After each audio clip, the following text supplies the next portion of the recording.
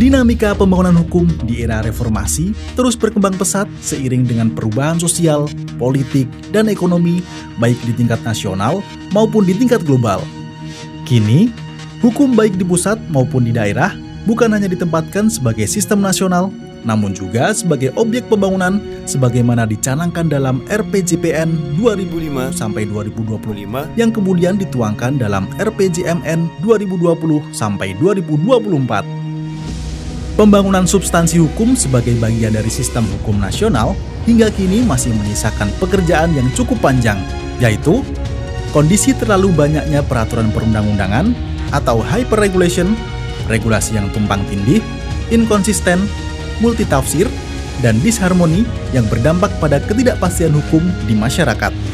Hal ini menjadi tuntutan bagi kantor wilayah Kementerian Hukum dan HAM Daerah Istimewa Yogyakarta sebagai perpanjangan tangan menteri di daerah. Untuk mengantisipasi hal tersebut, melalui kegiatan fasilitasi pembentukan produk hukum daerah yang efektif dan efisien, serta berkepastian hukum sekaligus sebagai bentuk pelayanan publik kepada masyarakat.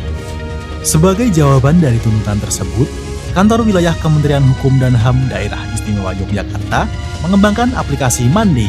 yaitu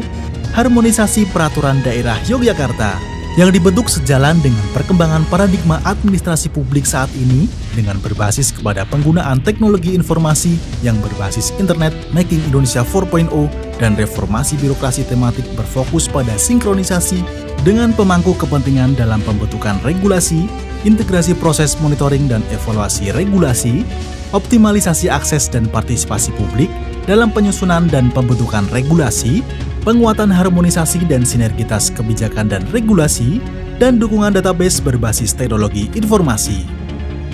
Dengan adanya aplikasi ini, administrasi kegiatan harmonisasi pembulatan dan pemantapan konsepsi regulasi di daerah istimewa Yogyakarta menjadi lebih mudah tertib,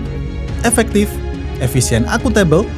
transparan, dan terintegrasi secara digital, sehingga mengakselerasi pembangunan hukum di daerah istimewa Yogyakarta melalui keberhasilan pelayanan publik di era digital yang ditandai dengan adanya ekosistem yang terbentuk secara baik dan mengintegrasikan berbagai pemerintah, pelaku usaha, dan masyarakat dengan teknologi.